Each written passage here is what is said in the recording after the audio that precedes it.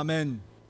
Quel privilège d'être non seulement les rachetés du Seigneur, mais d'être aussi ses serviteurs et ses servantes dans sa maison. Qu'est-ce qu'on s'ennuierait d'être seulement des rachetés? Hein? D'être là seulement rachetés. Mais de servir le Seigneur, c'est notre joie. J'ai l'impression d'être un peu trop enthousiaste ce matin avec vous. J'aimerais lire avec vous dans Jean chapitre 8.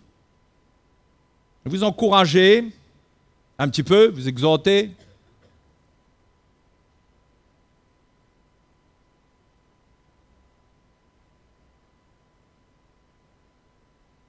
Jean chapitre 8, verset 12. Après avoir délivré cette femme qui était accusée d'adultère, qui a été même prise en flagrant délit d'adultère, et qui avait été emmenée devant le Seigneur, les religieux avaient testé le Seigneur avec ce qui s'est passé dans la vie de cette femme pour voir qu'est-ce que lui, il allait décider, lui. Qu'est-ce qu'il allait dire qu'il fallait faire avec cette femme? Parce que la loi disait qu'il fallait lapider de telles femmes. Et lui, qu'est-ce qu'il allait dire? Comme il savait que Jésus avait, selon leur manière de voir, la manière dont Jésus les confrontait et la manière dont le Seigneur interprétait la loi, il voulait confronter le Seigneur, amener le Seigneur dans des circonstances bien précises pour tirer des preuves qu'il est un faux prophète, un faux messie, un faux docteur. Mais le Seigneur avait toujours la parole qu'il faut. Ce n'était pas une parole de sagesse humaine, ce n'était pas qu'il s'en tirait parce qu'il avait une intelligence particulière. Mais si vous lisez dans Jean chapitre 1er, vous allez voir qu'il est parlé de la parole a été faite chair. Et au fait, Jésus est la parole.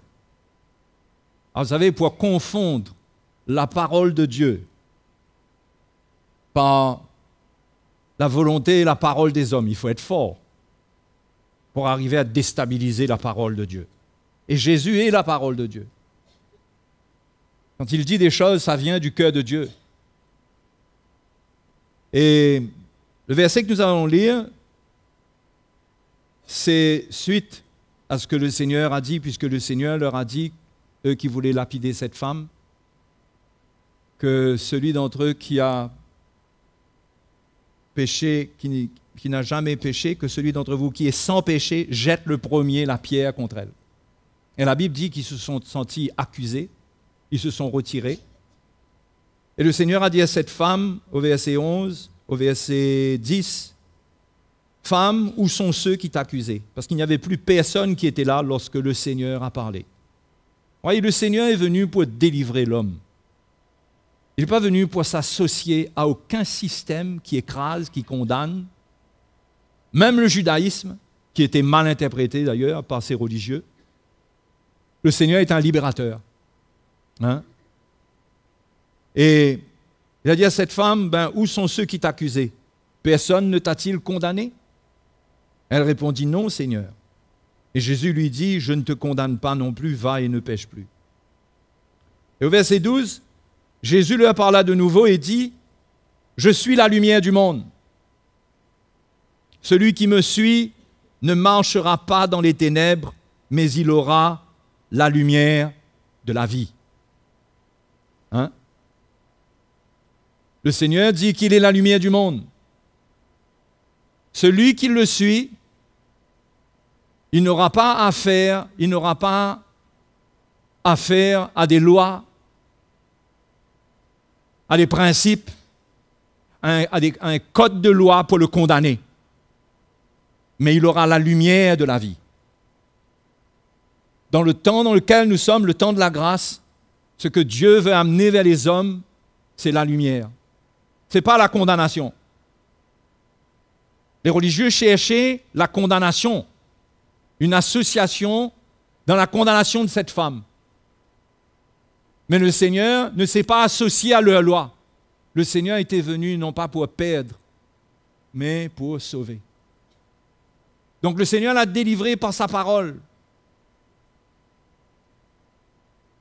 Et il dit, je suis la lumière. Celui qui me suit, il ne marchera pas dans les ténèbres. C'est ça qui est important. Ce n'est pas ce qu'on est aujourd'hui. Ce n'est pas notre état aujourd'hui. Ce n'est pas ça. Ce qui est important, c'est de recevoir la lumière pour ne plus marcher dans les ténèbres. Parce qu'on marche dans les ténèbres quand on n'a pas la lumière.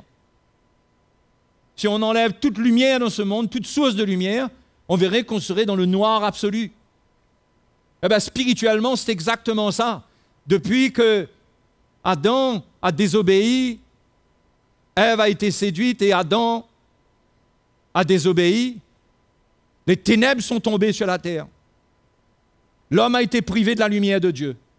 En étant privé de la lumière de Dieu, il a été privé de la vie. En étant privé de la vie, il a été privé de la lumière.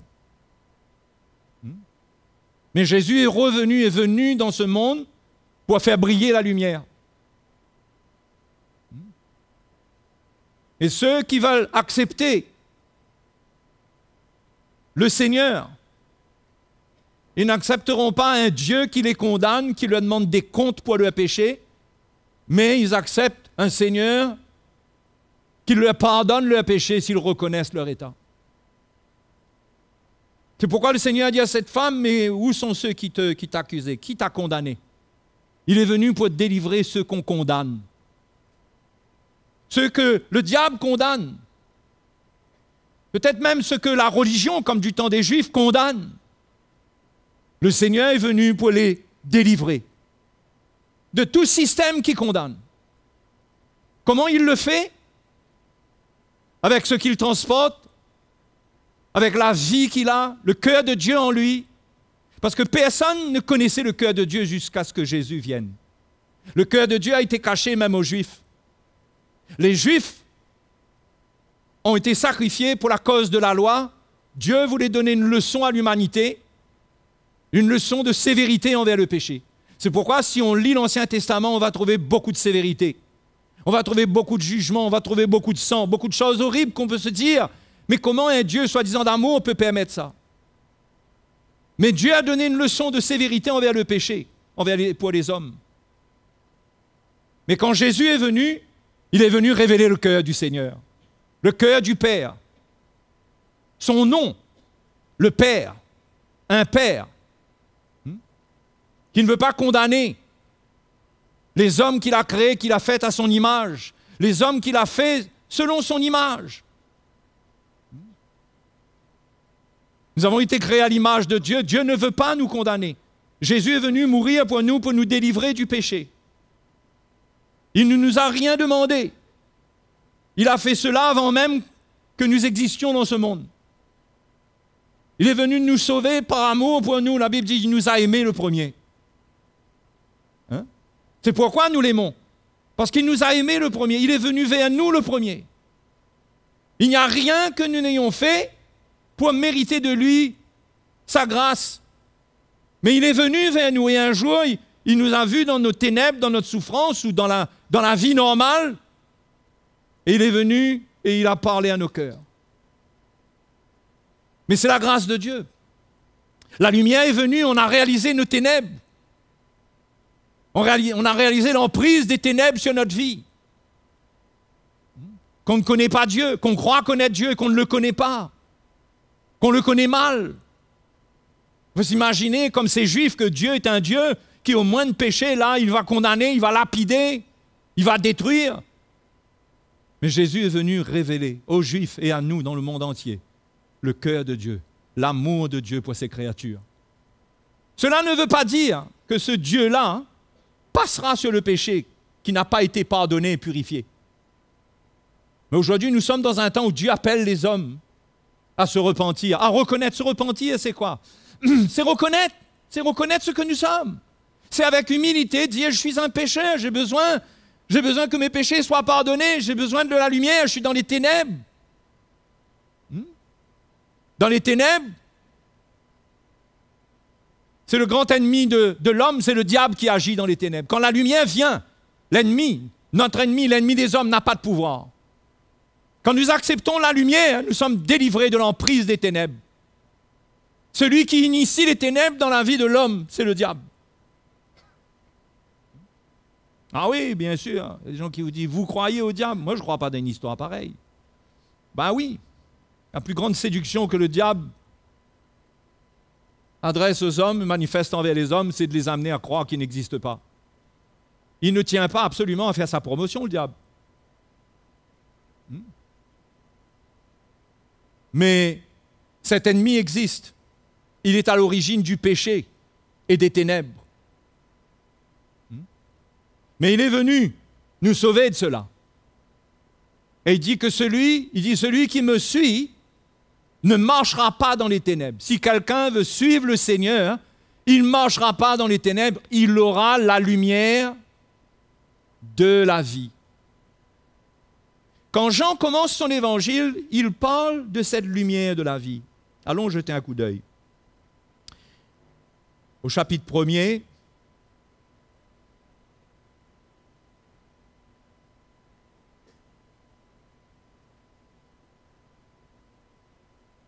au verset 1er, au commencement était la parole, et la parole était avec Dieu, et la parole était Dieu. Alors je vous dis tout de suite que quand on parle de la parole ici, il s'agit de Jésus, parce que plus tard, on verra qu'elle a été faite chair.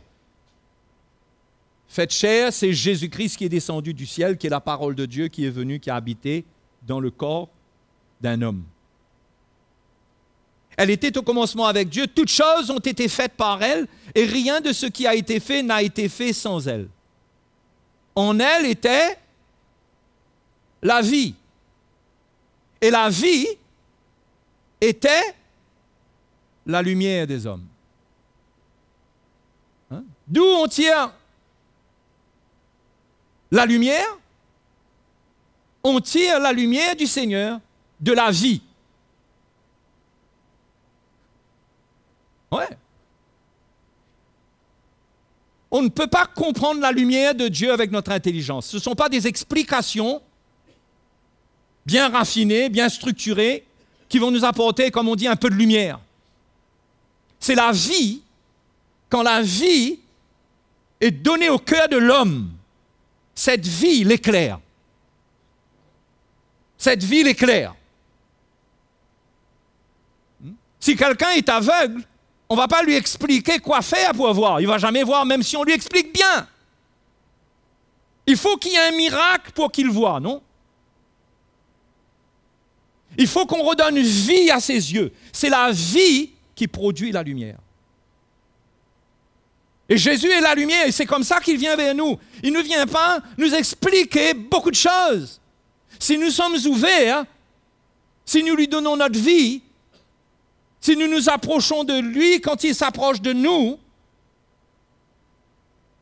il va faire briller sa lumière en nous. Comment? Il nous fait goûter à sa vie. Parce que la vie que nous avons en tant qu'être humain n'est pas la vie que Dieu nous a donnée au commencement. Cette vie que nous avons, nous les pécheurs, c'est une vie corrompue. Ce n'est plus la vie de Dieu, c'est une vie de ténèbres. Dieu ne contient pas de ténèbres. Il n'y a pas de ténèbres en Dieu. Dieu est lumière. Allez lire l'épître de Jean, vous verrez que Jean explique bien cela, que Dieu est lumière. Dieu est amour et Dieu est lumière. Et donc le Seigneur, ce qu'il veut, lui, c'est pas nous expliquer beaucoup de choses. Il nous demande de lui faire confiance, de croire en lui, de croire en la lumière, de croire dans ce qu'il a fait pour nous. Et quand nous croyons en ce qu'il a fait pour nous, il va prendre notre cœur, il va faire briller la lumière dans notre cœur, et nous allons cesser de marcher dans les ténèbres à partir de ce moment-là. Tant que cette lumière ne brille pas dans notre cœur, nous allons marcher dans les ténèbres. Même si, soi-disant, nous comprenons beaucoup de choses. Vous me suivez? Même si, soi-disant, nous croyons comprendre beaucoup de choses, mais tant qu'il n'y a pas cette lumière, nous sommes dans les ténèbres. Et cette lumière brille par la vie du Seigneur. C'est la parole de Dieu amène dans notre cœur la vie. Toutes choses ont été faites par la parole de Dieu. La parole de Dieu, N'est pas un système d'explication. La parole de Dieu, quand Dieu parle, cette parole amène la vie.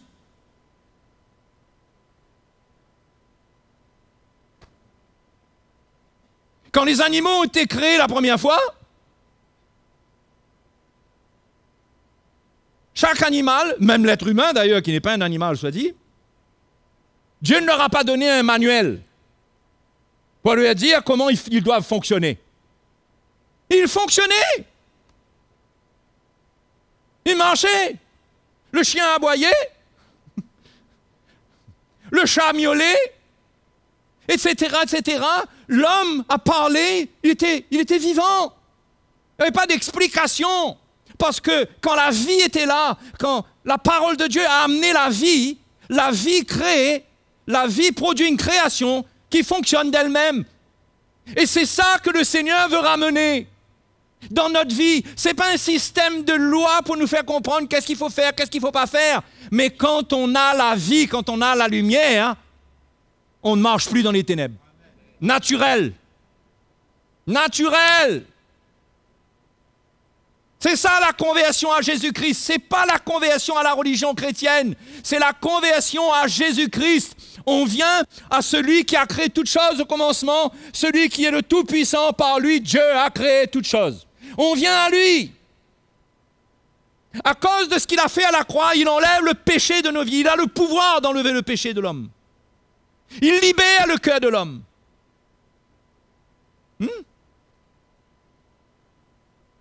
Et ce qu'on expérimente, on ne peut pas se l'expliquer.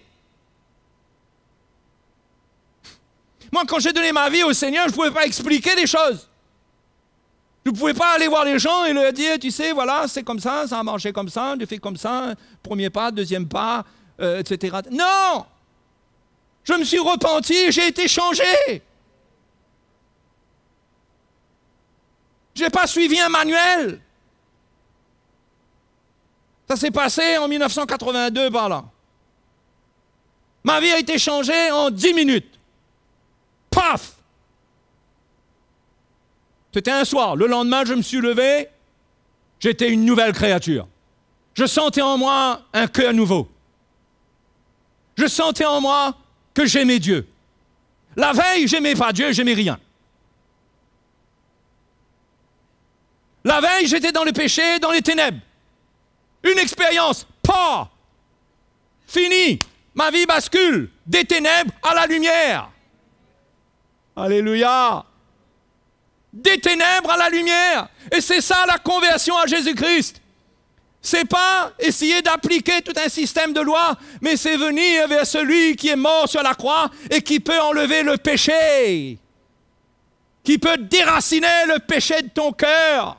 Et te donner une vie nouvelle. Et cette vie qu'il te donne devient la lumière qui doit briller dans ta vie. C'est comme ça qu'il y a beaucoup de choses que tu faisais que tu arrêtes de faire. C'est comme ça que tu étais un robinet à jurons. Tu ne pouvais pas faire 2 phrases sans dire au moins un juron, mais tu ne peux plus.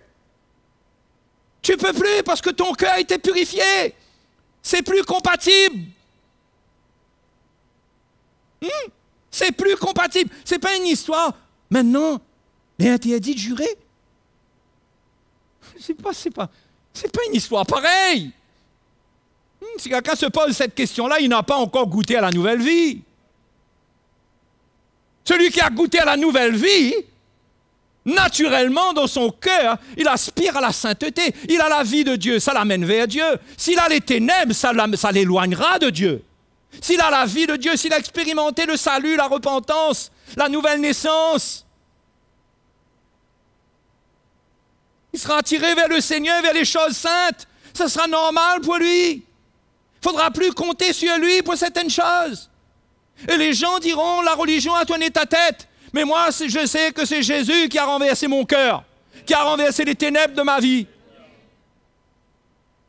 Eux, du dehors, ils voient ma vie comme étant quelqu'un qui est dans une secte dont la tête a été manipulée, lavée, lavage de cerveau. Mais moi, je sais, moi, que je suis changé parce qu'il m'a transformé.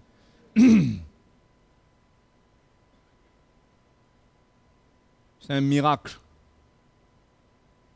Hein? C'est pourquoi on ne cherche pas à amener les hommes à suivre Dieu en leur expliquant quoi faire. Quoi faire, comment faire, quand faire. On n'en a que faire. On prêche l'Évangile, les hommes doivent ressentir qu'ils sont des pécheurs, que Dieu est saint, que Jésus est venu entre les deux, que Jésus est venu ôter la barrière du péché pour ramener les hommes vers Dieu. L'homme doit faire une seule chose pour cela, il doit se repentir. S'il ne se repent pas, son péché, il s'accorde avec son péché le condamnera et l'entraînera dans la ruine et le tourment éternel. Il n'y a pas d'autres issues. S'il se repent, c'est simple, s'il se repent, son cœur est relié à Dieu, il retourne vers Dieu, et le jour de sa mort, il va vers Dieu. Moi, je préfère ce programme-là. Je ne sais pas vous. Enfin, si, je sais. Vous voulez tous ça. Il faut cette intervention divine, cette vie nouvelle. Il ne faut pas, en tant que pécheur, essayer de rafistoler notre vie de pécheur. On ne rafistole pas notre vie de pécheur pour essayer de faire quelque chose qui soit présentable à Dieu. Seigneur, il y a 2-3 trous dans le linge là, par-ci, par-là, c'est un peu abîmé, mais ça va, c'est OK, ça te plaît? Ça ne plaît pas au Seigneur, ça ne marche pas. Ça ne marche pas. Il faut du neuf. Du neuf, neuf, neuf. Et c'est Jésus qui donne cela. Il met une vie nouvelle dans notre cœur, dans votre cœur. Et en faisant cela, il change les désirs de votre cœur. Vous commencez à être mal à l'aise avec des choses qui sont malsaines.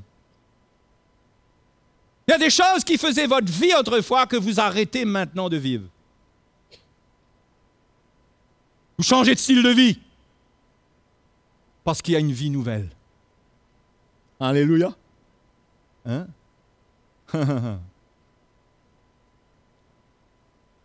Merveilleux. Moi, je dis un seul mot à mettre là-dessus. Merveilleux. Jésus est merveilleux. Il est...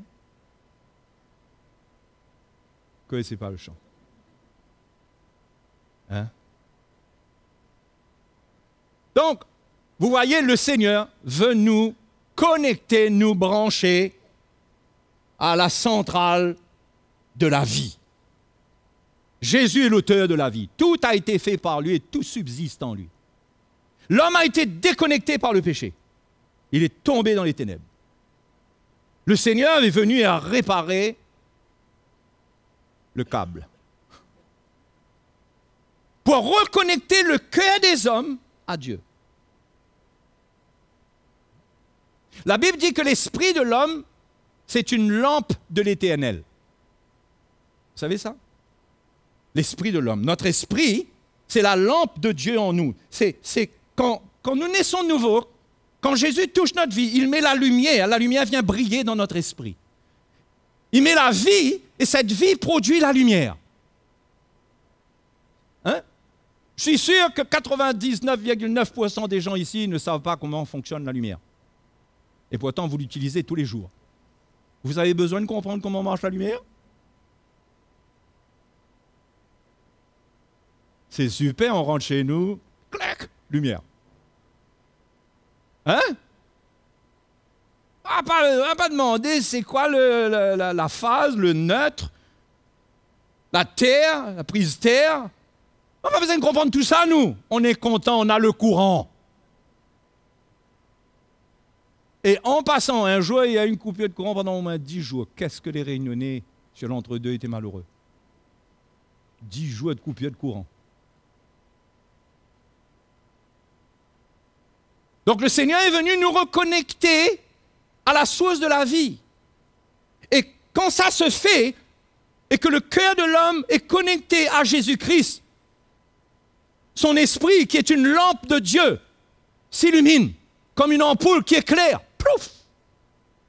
On ne va pas expliquer à l'ampoule, attention, à partir de maintenant, quand le courant va arriver, tu fais attention, tu te règles bien, tu dois faire ci, tu dois faire ça, te préparer, ça arrive, comme ça tu éclaires bien. Non, il est bien connecté, il éclaire tout seul. Nos vies, c'est pareil. Si on est bien connecté au Seigneur, hein, la lumière va briller en nous. Jean chapitre 1er, verset 17. Il faut 2 fils pour connecter notre cœur à la vie du Seigneur, à la centrale vivante de Jésus-Christ, pour que la lumière brille en nous. 2 fils, il faut les accepter, il faut les brancher. Vous voulez savoir c'est quoi? Je vous fais un petit cours d'électricité ce matin-là. C'est très simplifié, hein, parce que moi je ne suis pas électricien. 2 fils. Au moins je sais qu'il y a des fils quand on parle de courant. Ça c'est une chose que je peux dire. Je sais que dans le fil, il y a plusieurs fils. Mais il y a 2 qui sont importants. Regardez. Et Jean dit, car la loi a été donnée par Moïse, la grâce et la vérité sont venues par...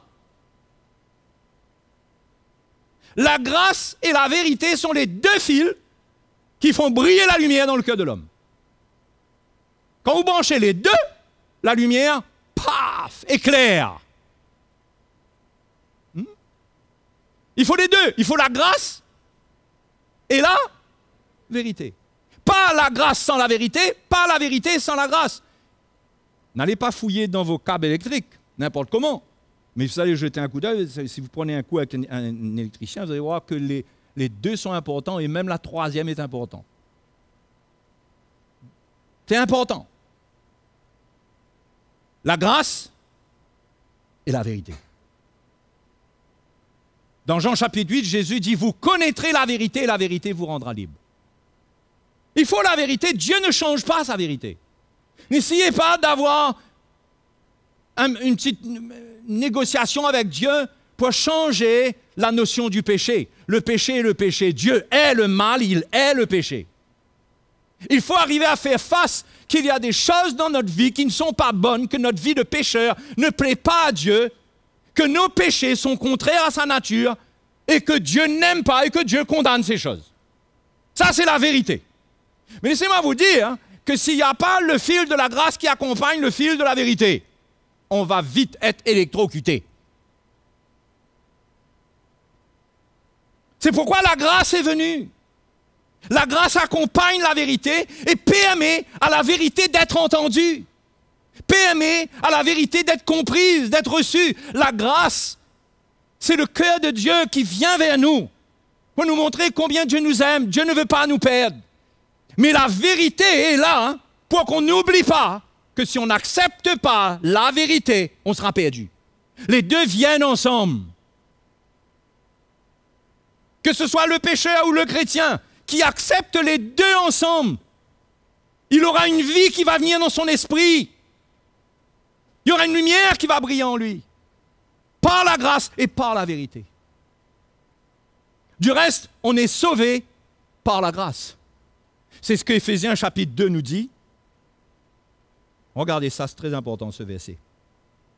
Éphésiens 2, verset 8.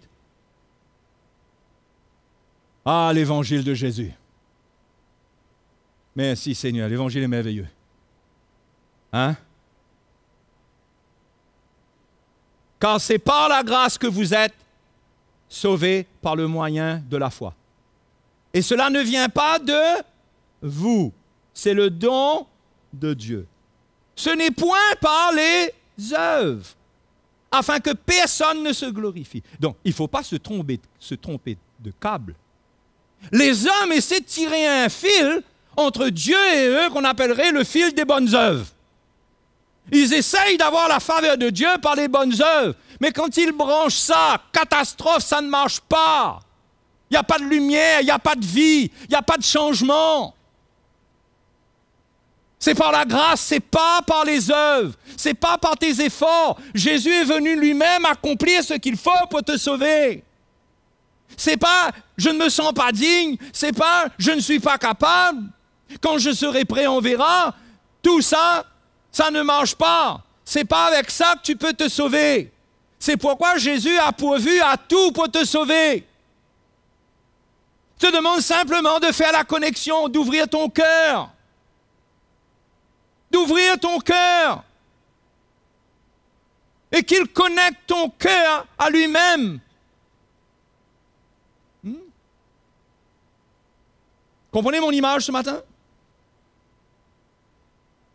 C'est lui qui connecte, c'est lui qui sait quoi faire. C'est lui qui vient avec la grâce et avec la vérité. On accepte sa grâce, on comprend qu'on est perdu, on ne peut rien faire. On dit, Seigneur, je ne peux rien faire, mais tu as tout fait pour moi. Quand Jésus est mort sur la croix, il a dit, tout est accompli. Tout est accompli. Et le salut se fait par la foi. Et la foi amène la grâce. Et Dieu nous sauve. La grâce veut dire gratuité, gratuit. Dieu nous sauve gratuitement. Mais il faut la foi, c'est le moyen de la foi. Il faut la repentance, qu'on reconnaisse qu'on ait l'humilité et de reconnaître quand même que ce que la vérité dit, c'est la vérité. La vérité déclare tous les hommes sont des pécheurs. Tous ont péché et sont privés de la gloire de Dieu. Je serais menteur si je fais de moi une exception. Mais de reconnaître que je suis pécheur, de reconnaître que je ne peux rien, donc j'ai besoin de la grâce. Là déjà, je suis en contact, je suis déjà en train de prendre les deux fils qui vont faire briller la lumière en moi. Maintenant, quand ça prend mon cœur, je vais recevoir le pardon de mes péchés. Les ténèbres vont partir, comme dans une chambre où il fait noir. On allume, on met la lumière, il n'y a plus de ténèbres. Au moment que la lumière vient, il n'y a plus de ténèbres. C'est pas comme ça que ça marche? C'est pareil quand on croit. On croit en Jésus-Christ. On accepte qu'on est pécheur. On est dans les ténèbres. Et on ne comprend pas comment brancher, quoi faire. Mais le Seigneur nous dit, j'ai ce qu'il faut pour toi. Tiens, ma grâce. Tiens, prends ça, mets ça dans ton cœur. Accepte ma grâce, tu ne peux pas te sauver toi-même. Tu ne peux pas te sauver toi-même. Accepte ma grâce. Et tiens, voilà l'autre bout. Branche les deux, la vérité. La vérité. Tu ne dois pas fuir la vérité. J'aurai besoin de te parler encore des choses qui doivent changer dans ta vie. Mais ma grâce sera là. Les deux seront là. Et quand les deux seront là, je suis branché avec la vie de Dieu. Et j'ai la lumière de la vie. Cette vie-là me donne la lumière dans mon cœur. Et cette lumière et cette vie me changent. Le Seigneur ne nous demande pas, il ne demande à aucun homme d'essayer d'être quelqu'un. Parce que tous sont perdus, tous ont péché et sont privés de la gloire de Dieu, tous. Le Seigneur demande aux hommes qu'ils ont à se repentir, à reconnaître qu'ils sont dans les ténèbres. S'ils ne le reconnaissent pas, ils rejettent la grâce de Dieu et vivront dans les ténèbres, perdus. S'ils le reconnaissent, ils auront la lumière. Avec la lumière, ils vont maintenant savoir qu'est-ce qu'il faut faire. Avec leur vie. Hein? On n'aura besoin de personne pour venir leur dire fais ceci, fais cela, fais pas ceci, fais pas cela, tu n'as pas le droit, tu as le droit, ça tu as le droit. Ah, est-ce que ça j'ai le droit? Ça ne veut pas dire qu'on ne peut pas te donner des conseils. Tu as cette vie. Mais quand quelqu'un a cette vie, il a tout d'un coup un rejet du mal qui s'installe en lui. Hein? Il ne va pas tarder dans le péché, dans les ténèbres. Il ne va pas rester dans les choses qui ne plaisent pas à Dieu, parce que ça va le tourmenter. Ce n'est pas compatible. Donc, ce n'est pas la connaissance d'une loi qui lui dit ça, c'est pas bien, qui va le faire changer. C'est qu'il y a quelque chose qui est venu dans son cœur. Et il ressent que ça attriste ce qui est dans son cœur. Le mal qu'il voit, le péché qu'il voit tourmente son âme. Il ne veut pas continuer comme ça. Il veut changer. Et le changement commence quand la vie et la lumière sont en lui. Et là maintenant, ce n'est pas par ses propres efforts, c'est par la grâce. Quand on met la lumière, ce n'est pas nos efforts qui mettent la lumière dans la maison, non? Quand on allume la lumière est là. C'est pareil chez vous? Ah ouais, mais le monde moderne a créé les interrupteurs qui augmentent doucement. Mais la lumière du Seigneur, elle est forte, elle est puissante. Elle peut changer votre vie. Il faut la garder. Les chrétiens ne réalisent pas. Ils ont coupé le câble de la grâce. Ils ont coupé, ils n'ont plus de lumière. Vous savez comment? La Bible dit, si vous ne pardonnez pas aux hommes leurs offenses, votre Père ne vous pardonnera pas non plus. Vous ne vous fera pas grâce non plus. Si vous portez en vous un cœur qui est impur, des mauvaises pensées envers vos frères et vos sœurs et envers les hommes, vous coupez le câble de la grâce. La lumière ne fonctionne plus. La Bible dit que quelqu'un qui hait son frère, il marche dans les ténèbres et il ne sait où il va. S'il y a une chose que celui qui a reçu le courant, la lumière, la vie, s'il y a une chose qu'il doit faire, c'est de garder son cœur pur. C'est de pardonner, c'est de se repentir. S'il ne le fait pas, il coupe le câble. Et après, il n'a plus de lumière. Ah, je ne suis plus en paix. Je ne suis plus bien. Qu'est-ce qui se passe, frère?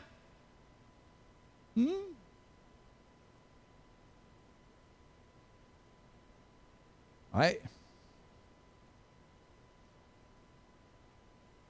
Jésus est venu pour nous donner la lumière de la vie pour qu'on ne marche plus dans les ténèbres. Ce matin, il ne tient qu'à vous de savoir qu'est-ce que vous voulez faire de votre vie. Vous connaissez le Seigneur? Est-ce que la lumière brille encore? Si elle ne brille plus, n'accusez personne. Vous n'avez pas protégé votre courant électrique.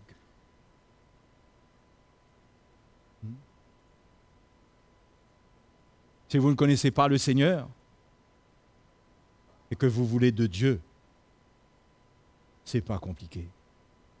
Le Seigneur ne vous demande pas de mériter, d'étudier, de comprendre. Il vous demande simplement de le recevoir dans votre vie.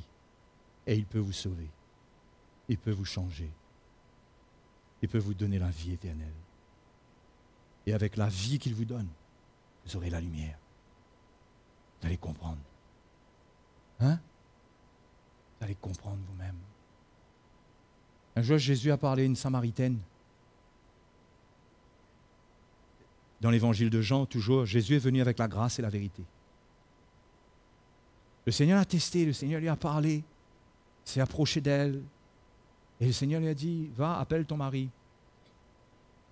Elle a dit, Seigneur, non, je n'ai pas de mari. Vous voyez la vérité? Le Seigneur lui a dit, ouais, c'est vrai que tu n'as pas de mari. Tu en as eu 5 et celui que tu as maintenant n'est pas ton mari. Mais le Seigneur ne l'a pas condamné. Cette femme, elle n'a pas été écrasée par les propos du Seigneur. Pourquoi? Parce que la vérité est venue avec la grâce. Elle a ressenti l'amour du Seigneur quand le Seigneur lui parlait. Elle n'a pas ressenti un ton qui voulait l'écraser, la rejeter. Elle ressentait le cœur de quelqu'un qui voulait la réconcilier avec Dieu. Elle a ressenti l'amour du Seigneur. C'est ça la différence entre la loi et Jésus-Christ. Vous savez ce qui s'est passé? Elle a été tellement bouleversée. Elle est allée dans son village. Elle a raconté à tout le monde. Venez, j'ai trouvé le Messie, j'ai trouvé un grand prophète, j'ai trouvé le Messie, venez. Et ils sont tous venus écouter le Seigneur. Et ils ont été bouleversés en écoutant le Seigneur. Et ils ont dit à cette femme, mais tu sais maintenant, on croit, ce n'est pas parce que tu nous as dit, mais on a vu, on a connu nous aussi, qu'il est le Sauveur. Voyez?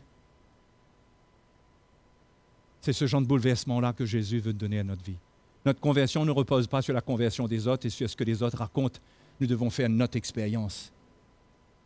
Et c'est ce que le Seigneur veut vous donner. Il veut vous sauver. Amen. Si vous êtes loin du Seigneur, croyez-moi, il est temps d'être réconcilié avec Dieu. Parce que le temps de la grâce est sur le point de se terminer. C'est un autre sujet, c'est un grand sujet qui peut faire débat. Mais le temps de la grâce n'est pas loin de se terminer. Le chrétien doit prendre garde à lui-même. Et celui qui ne connaît pas le Seigneur doit venir à Jésus pour être sauvé, pour être pardonné. Alléluia.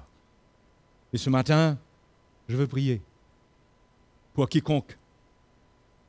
Si vous avez déjà eu les 2 fils et que la lumière ne brille plus Soit vous avez coupé la vérité, vous n'aimez pas la vérité, vous ne voulez plus de la vérité, soit vous avez coupé le fil de la grâce.